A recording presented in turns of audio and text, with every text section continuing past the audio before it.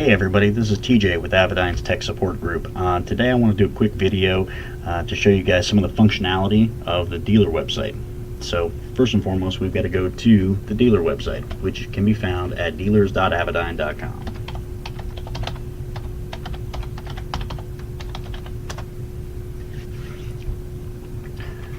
Now the rest of this video is going to be based on the assumption that you do have a dealer account. So in order to log into your dealer account, you're going to need your email address and the password that's set up on your Avidyne dealer account.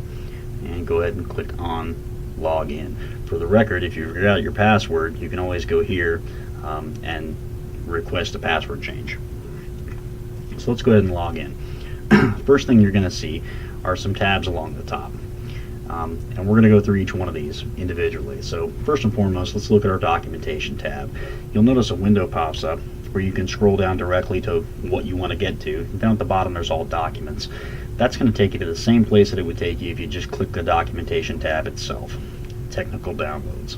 Okay, but we're going to start over here on the left side of the page under our popular links. So right here's our dealer price list. So what this will get you is this will give you all of the current pricing on anything that you can buy from Avidyne. It gives you MSRP along with the dealer cost, as well as the part number, the specific part numbers that you'll need when placing an order with our sales folks. Here you'll find your electronic contract agreement. Dealer Addendum C is right here. PO terms for sale. Any current promos that are going on, you can find right there. High resolution images and logos, so if you want to snag some images or logos to put on your website, that's where you can get them. Avidyne labor allowances, this is if you're doing a warranty claim, so we'll give you our current labor allowances for specific warranty work. Then down here is dealer repair pricing, so if you need to submit an RMA for something that's broken and needs to come home and get repaired, if that unit is not under warranty with us, here's where you can find what the cost of that RMA is going to be, and that's dealer cost. Okay.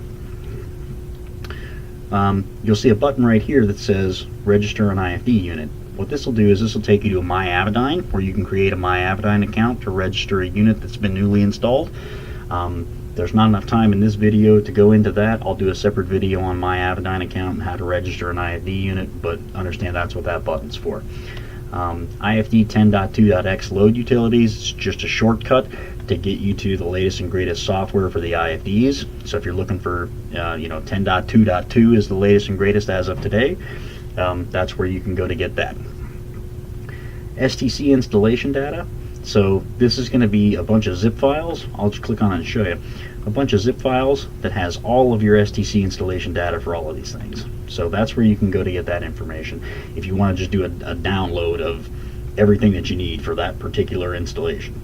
A lot of times on the dealer website you don't necessarily need all of that, you'll just need some part of it, right? So you don't necessarily need to download all of that every time, and I'll show you some shortcuts here. Here's where you can go to get the latest software for the TAS-A's, and here's where you can go to get some of the files that you're going to need if you're doing an 8.2 or a 4.2 upgrade to one of our MFDs, EX600, EX5000s, EX500s, those types of things. There are going to be some factory chooser files and save and restore utilities and those types of things, and that's where you can find those. You'll notice up here at the top it tells us that all product pilot guides and brochures can be found on our corporate site. There's a hot link that'll take you right to them. If you just go to avidyne.com, you'll see a section there for downloads and documentation, and that's where you can find pilot guides and brochures. Okay.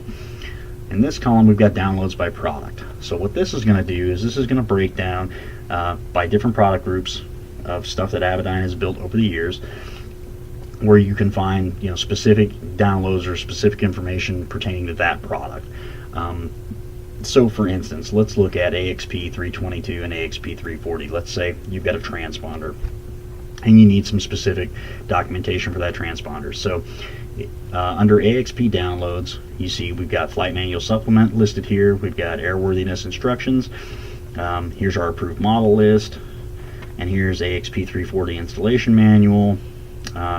AXP322 Mode S remote transponder installation manual, service bulletins, STC certificate. If you scroll down, here's STC permission letter, and then there's the master document list. Okay, so it's pretty much everything that you would need for an AXP340 is all listed here individually, so you can kind of break it down and see what it is you're looking for specifically. One of the great things about our installation manuals, if you pull them off the dealer website, I'll just show you real quick. You can open this guy up. It opens up in a PDF form. You can always do Control F, and you can go in here and search for whatever it is you're looking for. So if I want to say search for GPS information as it pertains to an AXP340, you can see right up here there's 108 instances of that. So I might be searching for a little while, but it's a lot quicker than scrolling through the manual until you see the word GPS, right? So just some little tips and tricks. Up here you can download it if you want to download that manual.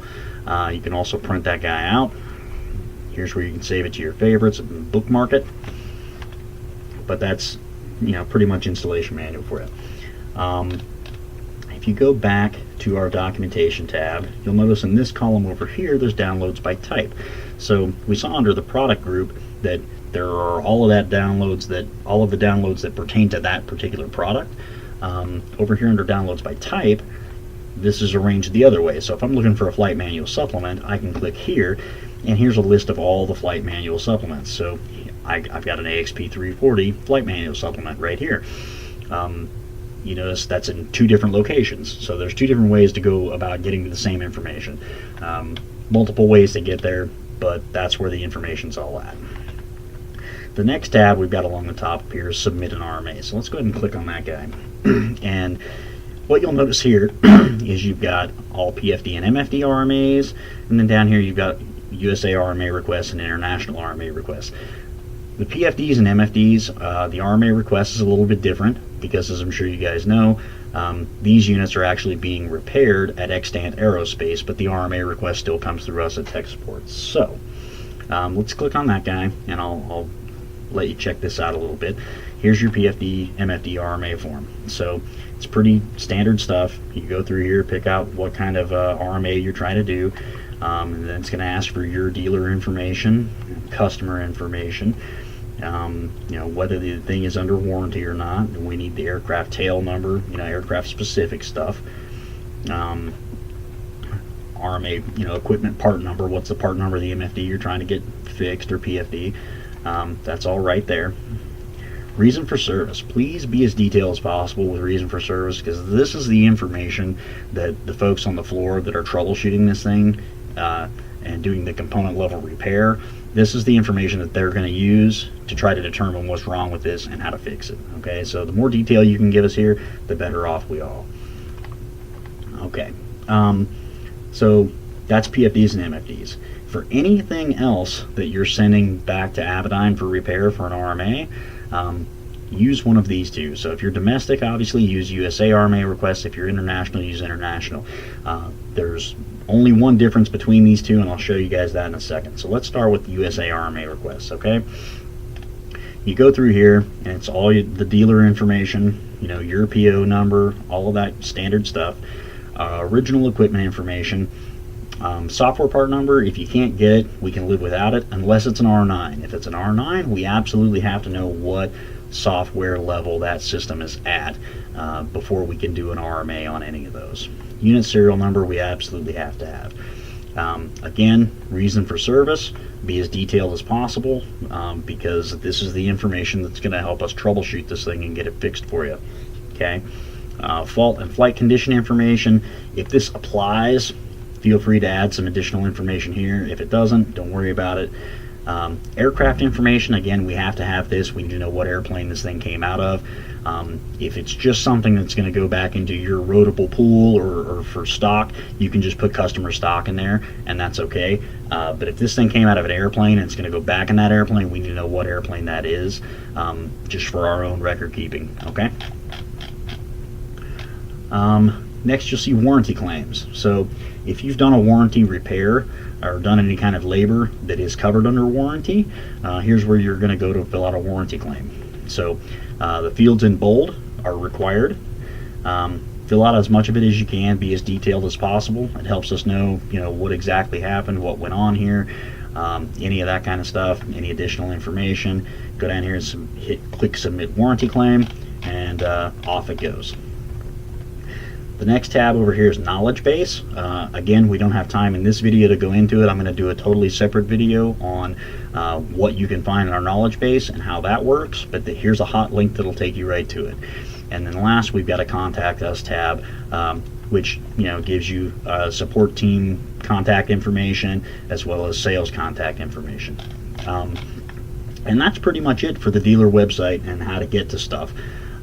If you have any questions about anything you see in this video, don't hesitate to shoot an email over to techsupport@avidyne.com. We'll be glad to answer any questions you have. All right, thanks.